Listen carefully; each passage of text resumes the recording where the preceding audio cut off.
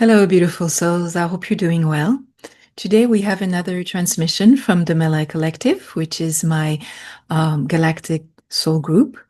The messages I receive from the Mella Collective are not obtained through channeling or clairaudience.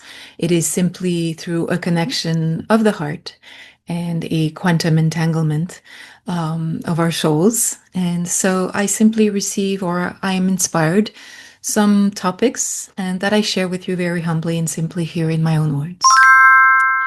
So the topic of today is silence is gold. This is based on an experience I've had this week. I take one day off per week on Wednesdays and I turn off all electronics, at least I try to. And this is a way for me to recenter and rest mostly. And to listen to my frequency again and be connected to who I truly am. And often when I do this, I do receive powerful insights or inner knowings that sometimes are joyful, sometimes it's a little bit tougher, but that's okay, because this is what the inner journey is all about, is not pretending that we're perfect, but to always be on a journey of transmutation and healing and realizing who we are. And something very important struck me at that moment when I kind of woke up that morning, is that our ego can be a little attention seeker.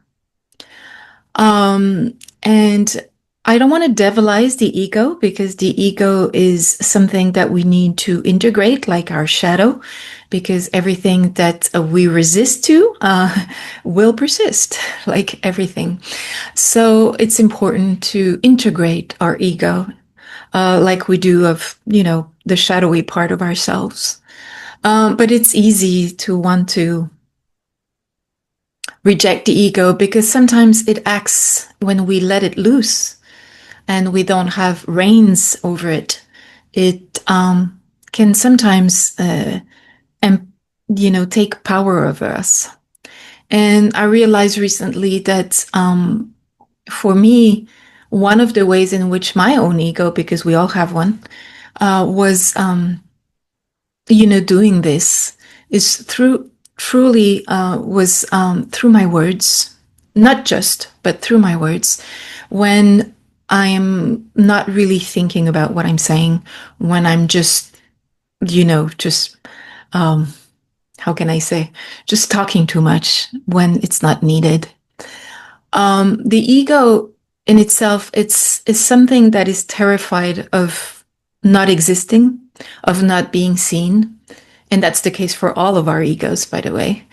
And it's kind of terrified of the void and, abysmal loneliness that he fears to be into. So the ego likes to relish in noise, in a lot of drama, noise, saying, bad things about people or situations, because it's a way for the ego to feed itself on all of this drama.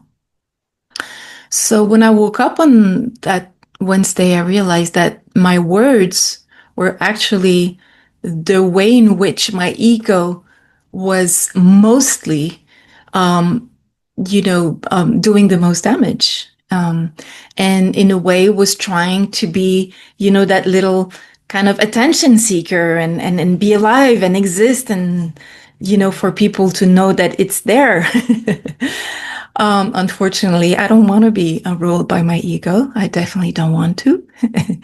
But it was a tough thing for me to realize that a lot of my words and a lot of my actions were triggered by my ego wanting attention. And that was really hard. It really hit me hard. That was a hard thing to realize.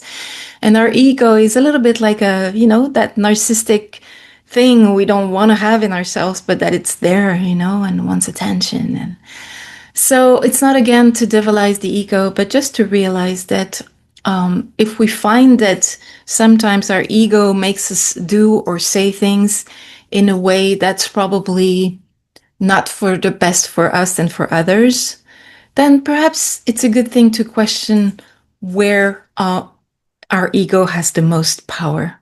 In my case, I realized that words were his best way or its best way to do as much damage as possible. So I decided from then on, to adopt a different behavior in my life where I don't want too many words anymore. I don't want to, through my words, let the ego run loose in my life and in my relationships. And so I've decided, and you will probably notice this over time, that I will not be using words so much, except for these transmissions, obviously. Obviously, I wish with all my heart they could be telepathic or, like bundles of information the way I received them, because this is kind of the way Altians communicate.